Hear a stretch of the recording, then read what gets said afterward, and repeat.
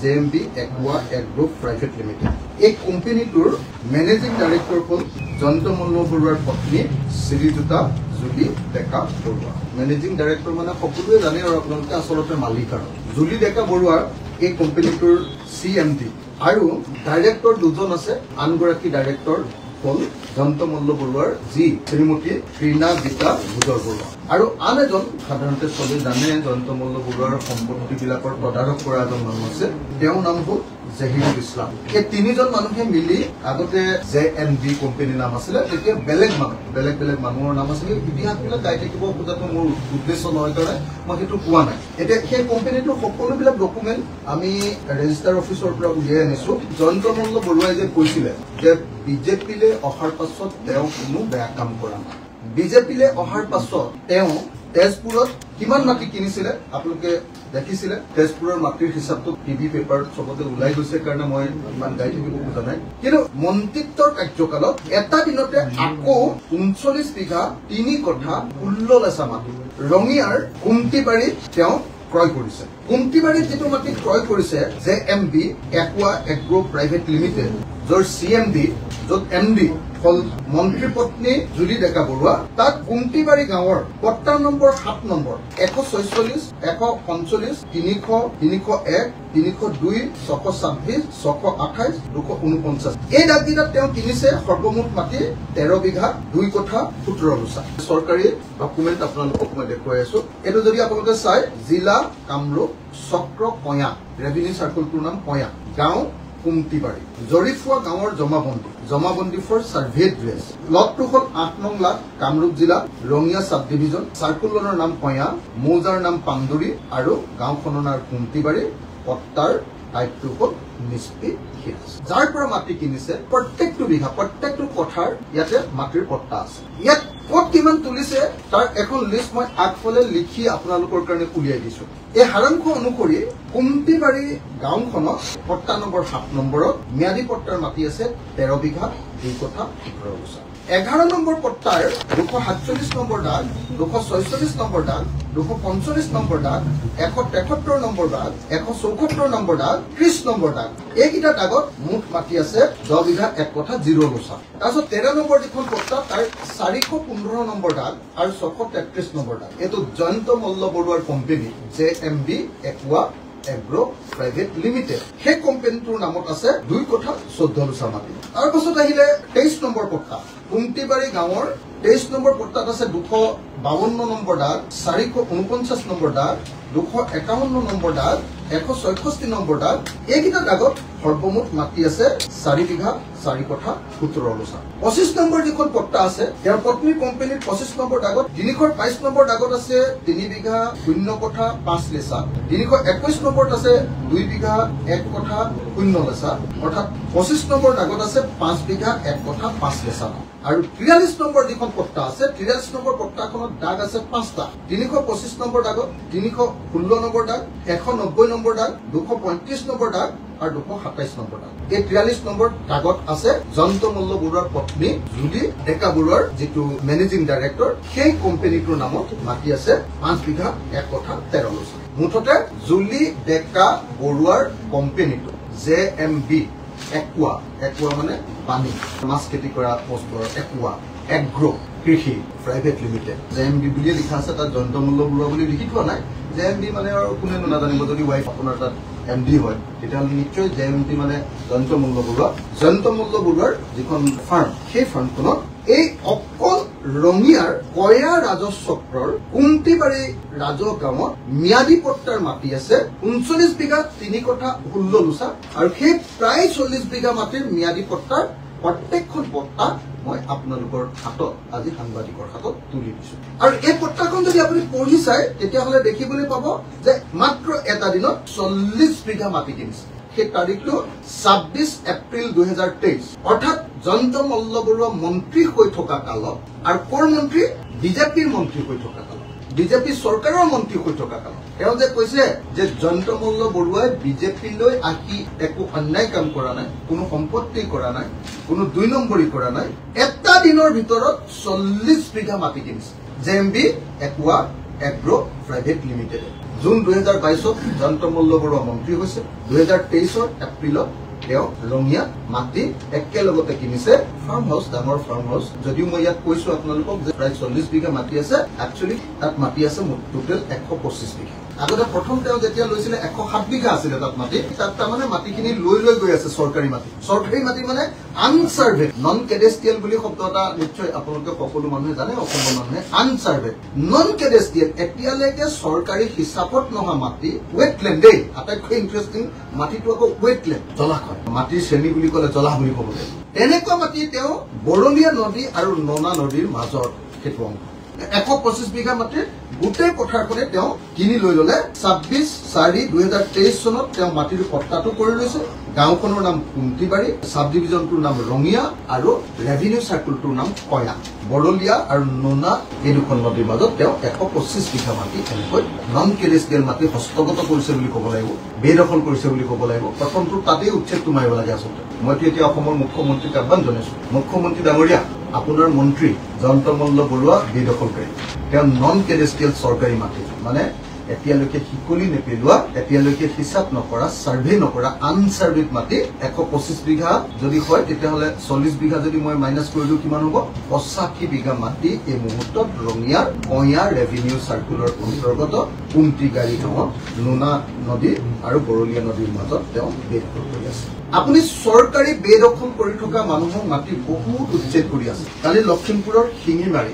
আৰু এঙাৰখোৱা উচ্ছেদ কৰিছে আপুনি কৈ থাকে যে নহয় আপুনি অকল মুছলমান মানুহক উচ্ছেদ কৰে মিয়া মানুহক উচ্ছেদ কৰে কিন্তু কালিতো আপুনি লখিমপুৰত 19 আহোম মানুহক উচ্ছেদ কৰি দিলে মই প্ৰথমতে লখিমপুৰৰ শিঙিমাৰী গাঁৱৰ আৰু এঙাৰখোৱা গাঁৱৰ উচ্ছেদিত প্ৰত্যেকটো পৰিয়ালৰ প্ৰতি সহমৰ্মিতা প্ৰকাশ কৰিছো দুখৰ সমভাগী কৈছো আৰু অসমৰ মুখ্যমন্ত্ৰীক তেওঁলোকক অনতি বিলম্বে ক্ষতিপূৰণ সহ বিকল্প মাটি প্ৰদান কৰিবৰ কাৰণে দাবী উত্থাপন কৰিছো লখিমপুৰ জিলা প্ৰশাসন আৰু অসমৰ মুখ্যমন্ত্ৰীয়ে আৰু বিধায়ক মানৱ ডেকাকো সকীয়াই দিছো 48 ঘণ্টাৰ ভিতৰত যাতে এই মানুহবিলাকক বিকল্প মাটি আৰু এটা ঘৰ বনাবৰ কাৰণে পইচা ঘৰ ভাঙি দিয়া হৈছে আটাইতকৈ ডাঙৰ কথা পাৰি থোৱা কঠিয়াৰ ওপৰত জেচিবি চলাই দিছে কালি যেতিয়া সেই দৃশ্যটো দেখিছো ফেচবুকত কলিজাখন কপি গৈছে অসম চৰকাৰখন যে জনগণ বিৰোধী চৰকাৰ সেইটো চাবৰ কাৰণে কেৱল লখিমপুৰৰ সেই কঠিয়াৰ ওপৰত চলোৱা যিখন বুলডোজাৰ সেইখন চাই দিলে আৰু সদায় মুখ্যমন্ত্ৰীয়ে কৈ থাকে যে খিলঞ্জীয়াক মই উচ্ছেদ নকৰো কালিতো খিলঞ্জীয়াই কান্দিলে লখিমপুৰত গতিকে মই অতি সোনকালে লখিমপুৰৰ শিঙিমাৰী আৰু এঙাৰখোৱাত হোৱা উচ্ছেদৰ প্ৰত্যেকটো পৰিয়ালক ক্ষতিপূৰণ সহ ঘৰ বনাবৰ কাৰণে মাটি আৰু টকা দিবৰ কাৰণে অসমৰ মুখ্যমন্ত্ৰী বিধায়ক মানৱ ডেকা আৰু লখিমপুৰ জিলা প্ৰশাসনক দাবী জনাইছো এতিয়া মূল বিষয়টোলৈ আকৌ ঘূৰি আহিছো একেদিনাৰ ভিতৰতে 26 এপ্ৰিল 2023 তাৰিখৰ দিনা মন্ত্ৰী জয়ন্ত মল্ল বৰুৱাই ৰঙিয়া নেশ্যনেল হাইৱেৰ পৰা অলপ ভিতৰত অতি ভাল মাটি আজিকালি ধনী মানুহবিলাকে যে ফাৰ্ম হাউস কৰে ফাৰ্ম হাউস কৰিবৰ কাৰণে JMD একোৱা প্ৰাইভেট লিমিটেডৰ নামত কিনা 39 বিঘা 3 কঠা 16 লুচা মাটিৰ তথ্য আপোনালোকৰ সন্মুখত দাঙি ধৰিছো এতিয়া মই আপোনালোকক ক'ব খুজিছো নলবাৰীখন হল RSSৰ ঘাটি নলবাৰীত আমি জানো আমাৰ অসমৰ RSSৰ হেড বশিষ্ঠ বুজৰ বৰুৱাৰ ঘৰ আমি জানো যে উমেশ চক্ৰৱৰ্তীৰ ঘৰ ভূপেশ শৰ্মাৰ ঘৰ RSSৰ একদম বাঘা নেতাবিলাকৰ ঘৰ যি RSSে কৈ থাকে যে তেওঁলোকে স্বচ্ছ নিকাশ প্ৰশাসন তৈয়াৰ কৰিবৰ কাৰণে কাম কৰে হিন্দু ৰাষ্ট্ৰ বা ৰাম ৰাজ্য প্ৰতিষ্ঠা কৰিবৰ কাৰণে কাম কৰে ৰাম ৰাজ্য বনোৱাৰ কাৰণে তেওঁলোকে যাক দিছে সেই ৰাম ৰাজ্যৰ অসমৰ প্ৰতিনিধি জয়ন্ত মল্ল বৰুৱাই 39 বিঘা 3 কঠা 16 লেচা মাটি ম্যাদী পট্টা একেদিনৰ ভিতৰতে কৰিছে আৰু তাত 85 বিঘা মাটি তেওঁ আনৰ পৰা জব্দ কৰি লৈছে বা চৰকাৰী মাটি হয়তো মানুহে খেতি কৰি আছিল পইচা দি হয়তো তেওঁ লৈ লৈছে কিন্তু চৰকাৰী আনসাৰ্ভেড লেণ্ড বেদখল কৰি ৰাখিছে 85 বিঘা এতিয়া মই বশিষ্ঠ বুজৰ বৰুৱা ডাঙৰীয়া অনুৰোধ কৰিব পাৰোনে যে আপোনাৰ ৰাম ৰাজ্যৰ এই যিজন ৰাৱণ সেই ৰাৱণৰ ওপৰত কিবা একশ্যন হ'বনে যি সময়ত অসমৰ মহিলাসকলৰ ওপৰত 1250 টকা দিন বুলি আৰু আত্মসহায়ক গোটৰ মানুহবিলাকক টকা 10,000 দিন বুলি অসমৰ মুখ্যমন্ত্ৰীয়ে একেবাৰে হাপৰ খেল দেখুৱাৰ নিচিনাকে মহাবিষ্ট কৰি ৰাখিছে সেই সময়ত আপোনাৰ মন্ত্ৰী জয়ন্ত মল্ল বৰুৱাই যি বিজেপি চৰকাৰৰ দিনত বোলে কোনো ধৰণৰ সম্পত্তি কৰা নাই কোনো ধৰণৰ বেয়া কাম কৰা নাই কোনো ধৰণৰ অবৈধ কাম কাজ কৰা নাই একে একেদিনৰ ভিতৰত 40 বিঘা মাটি কিনিবৰ কাৰণে আৰু তাত বিশাল আকাৰৰ ফাৰ্ম হাউচ কৰিবৰ কাৰণে ক'ত টকা পালে? ইমান ডাঙৰ বিশাল আকাৰৰ 125 বিঘাৰ মাটি ফাৰ্ম হাউচ কৰিবৰ কাৰণে ক'ত টকা পালে? মুখ্যমন্ত্ৰী ডাঙৰীয়া, এই সংবাদমেলখন চোৱাৰ পাছত আপুনি জয়ন্ত মল্ল বৰুৱাৰ সেই 85 বিঘা চৰকাৰী মাটি মাতে এইটো দ মাটি, ৱেষ্টলেণ্ড বুলি যাক কয়, পতিত মাটি বুলি যাক কয়। আমি যদি শ্ৰেণীৰ ভিতৰত চাওঁ, মাটিৰ শ্ৰেণী যিটো ৰেভিনিউ কয়, এইটো জলাহ মাটি। এই জলাহ মাটি আপুনি এই বেদখলকাৰী জয়ন্ত মল্ল বৰুৱাৰ পৰা কাঢ়ি আনিবনে? মই ভাবো যে বশিষ্ঠ গুজৰ বৰুৱা, উমেশ চক্ৰৱৰ্তী, ভূপেশ শৰ্মা এওঁলোকে এবাৰ মুখ খোলক। RSS হিন্দু ৰাষ্ট্ৰ ৰাম ৰাজ্য প্ৰতিষ্ঠা কৰিবৰ কাৰণে বোলে তেওঁলোক আহিছে। আৰু মই অসমৰ ৰাইজকো জনাব খোজো যে জয়ন্ত মল্ল বৰুৱাই য'ত য'ত প্ৰপাৰ্টি কৰিছে আপোনালোকে মোৰ ফোন নাম্বাৰটোত হোৱাটছএপত আপোনালোকে তথ্যখিনি দি দিয়ক। মোৰ লগতো যথেষ্ট আহি গৈছে। কাইলৈ আকৌ এটা নতুন প্ৰেছ মিট দি দিম আপোনালোকৰ সন্মুখত, আৰু এটা আপোনালোকক একেদিনৰ ভিতৰতে কেনেকে প্ৰপাৰ্টি কৰিছে আকৌ দি দিম। এইটো 15 দিন মিনিমাম কৰিব লাগিব কিমান প্ৰপাৰ্টি কৰিছে। তো গতিকে মই আশা কৰো যে অসমৰ মুখ্যমন্ত্ৰী ডাঙৰীয়াই এই বিষয়টো বিচাৰ কৰে। মই ভাবো যে জয়ন্ত মল্ল বৰুৱাই বিজেপিৰ দিনত কোনো কেলেংকাৰী কৰা নাই বুলি চিঞৰ বাখৰ কৰাৰ পাছত খুব সৎ মানুহজনৰ নিশ্চয় এতিয়া নিজে নিজে পদত্যাগ কৰিব লাগে। আৰু যদি স্বইচ্ছাই পদত্যাগ নকৰে, অসমৰ মুখ্যমন্ত্ৰী জয়ন্ত মল্ল বৰুৱাক খেদি দিব লাগে। মন্ত্ৰীসকল কথা চিনা। আৰু যদি নিদিয়ে তেতিয়াহ'লে জানিব লাগিব যে হিমন্ত বিশ্ব শৰ্মাই নিজৰ গাত আকৌ চেকা পৰিবগে বুলি, নিজৰ গাতো উল্টো পৰিবগে বুলি ভাবিহে তেওঁ প্ৰত্যাখ্যান কৰে। তেওঁ শুনিবৰ পিছত কম।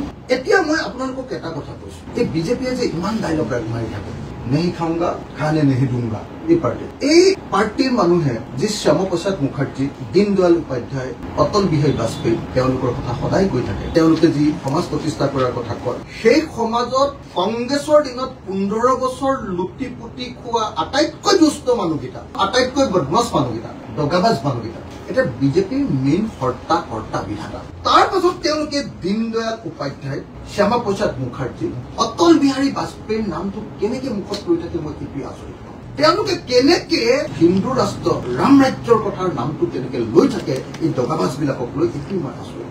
এইবিলাক কৰাৰ আচলতে তেওঁলোকৰ নৈতিক অধিকাৰ আছেনে? মই আজি আপোনালোকক অকল 40 বিঘাৰ ডকুমেণ্ট দিলো, বাকীবিলাকতো ডকুমেণ্ট দিবই নোৱাৰো 125 বিঘা মাটিৰ, কাৰণ সেই 125 বিঘা মাটি আনচাৰ্ভেড লেণ্ড, নন কেডেষ্ট্ৰিয়েল মাটি। সেই মাটি অন্যায়ভাৱে দখল কৰিছে। গতিকে সেই মাটিৰ ওপৰত উচ্ছেদ বিচাৰ কৰা হিমন্ত বিশ্ব শৰ্মাৰ প্ৰথম আচলতে বুলডোজাৰখন যাব লাগে জয়ন্ত মল্ল বৰুৱাৰ সেই 85 বিঘা চৰকাৰী মাটিৰ ওপৰত উচ্ছেদ চলোৱা বুলডোজাৰখন তেওঁ বেলেগৰ ওপৰত তাৰ পাছতহে আচলতে পঠিয়াবলৈ তেওঁৰ নৈতিকতা থাকে। মই আশা কৰিব পাৰো নে মুখ্যমন্ত্ৰী ডাঙৰীয়া যে অহা 24 ঘণ্টাৰ ভিতৰত জয়ন্ত মল্ল বৰুৱাৰ সেই 85,000 মাটি উলিয়াই লৈ আপুনি তাতে এটা ইণ্ডাষ্ট্ৰী কৰক, এটা MSME কৰি ল'ব। যদি MSME নকৰে, দুখীয়া মানুহক আপুনি খিলঞ্জীয়া মানুহক মাটিৰ পট্টা দিয়ক, মাটি দিয়ক, খুব ভাল হ'ব। নহ'লেও সেইটো জলাশয় কয়, সেই জলাশয় ৰূপে ৰাখি প্ৰকৃতিক ভাৰসাম্য ৰক্ষা কৰক আপুনি। কিয় তাত ৱাল মাৰি জয়ন্ত মল্ল বৰুৱাক সেই 125 বিঘা মাটি ল'বলৈ দিছে? 40 বিঘা মাটিৰ বাৰু আপুনি এইটোৰ ওপৰত এনকুৱাৰী কৰি ক'ত পইচা পালে সেইটো বাৰু আপুনি কৰিব। কিন্তু এই যে বাকী 85 বিঘা মাটি যে তেওঁ দখল কৰি আছে বেদখলকাৰী, জয়ন্ত মল্ল বৰুৱা আজিৰ দিনত বেদখলকাৰী। এই বেদখলকাৰী জয়ন্ত মল্ল বৰুৱাক মন্ত্ৰীসভাৰ পৰা খেদিবলৈ মুখ্যমন্ত্ৰীয়ে ইমান যে হাজাৰ হাজাৰ লাখ লাখ মানুহক উচ্ছেদ কৰি আছে। আজি বোলে ধুবুৰী, আজি বোলে গোৱালপাৰা, আজি বোলে আমাৰ ট্ৰাইবেল মানুহবিলাক ৰাভা হাছং, আজি বোলে BTAD, আজি বোলে আমাৰ কাৰ্বি আংলং, আজি বোলে আমাৰ লখিমপুৰৰ আহোম মানুহ, আৰু কাৰ্বি মানুহক উচ্ছেদ কৰে, বড়ো মানুহক উচ্ছেদ কৰে, ৰাভা মানুহক উচ্ছেদ কৰে। আৰু এই ৰাভা অঞ্চলত থকা সকলো জনগোষ্ঠীৰ অসমৰ খিলঞ্জীয়া মানুহ আৰু আজি লখিমপুৰত আহোম জনগোষ্ঠীৰ মানুহ, এইবিলাক মানুহৰ ওপৰত অনবৰতে বুলডোজাৰ চলাই থকা অসমৰ মুখ্যমন্ত্ৰীয়ে এতিয়া বেদখলকাৰী জয়ন্ত মল্ল বৰুৱাৰ এই 85,000 মাটিৰ ওপৰত তেওঁ বুলডোজাৰ চলাবনে? মুখ্যমন্ত্ৰী মহোদয়, আজি মই আপোনালোকক জয়ন্ত মল্ল বৰুৱাৰ পৰিয়ালে কিনা তেওঁৰ কোম্পানীয়ে JMB মানে জয়ন্ত মল্ল বৰুৱা একুৱা এগ্ৰ প্ৰাইভেট লিমিটেডে কিনা 40 বিঘা মাটি 26 এপ্ৰিল তাৰিখে দিনা কিনাটো দেখুৱালো। একেদিনাই গুৱাহাটীত কিমান মাটি কিনিছে মই আপোনালোকক কালি দেখুৱাই দিম। একেদিনাই 26 এপ্ৰিল 2023 দিনা এদিনত কি ভয়াৱহভাৱে এই বিজেপিৰ মন্ত্ৰীবিলাকে গুপ ৰাখে মানুহৰ পৰা লুণ্ঠন কৰিছে। গুপ ৰাখে। কোনোবাই উল্টা কথা কবলৈ আছে যদি এতিয়াই কৈ ল'ব লাগে। 26 এপ্ৰিল 2023 জয়ন্ত মল্ল বৰুৱাইটো মন্ত্ৰী হৈ আছিলে, 2022 জুনত তেওঁ মন্ত্ৰী হৈছিলে। 26 এপ্ৰিলত তেওঁ 40 বিঘা মাটি কিনিছে। গুৱাহাটীত কিমান মাটি কিনিছে আৰু কি বনাইছে, কি কৰিছে মই আপোনালোকক কাইলৈ দি দিম। একেজন মন্ত্ৰীয়ে একেটা দিনত গুৱাহাটীত কি মাটি কিনিছে আৰু কি কৰি আছে আপোনালোকক মই কাইলৈ ভালকে দিম। আশ্চৰ্যকৰ এই বিজেপিয়ে কেনেকে ধন ঘটিছে আপোনালোকে কল্পনা কৰিব নোৱাৰে আৰু অসমৰ মানুহক 1250 টকা দি নচুৱাই আছে হাত নচুৱাৰ নিচিনাকে হিমন্ত বিশ্বই আৰু তাৰ পাছত আকৌ এওঁলোকে উল্টাই ডাইলগ মাৰে যে এওঁলোক স্বচ্ছ নিকা তেওঁলোকৰ কি বিজেপি দীনদয়াল উপাধ্যায়ৰ যে কি আদৰ্শ তেওঁলোক চলে বুলি কয় এইটো কি একাত্ম মানৱতা বা এইটো কি অকমান লাইনত আছে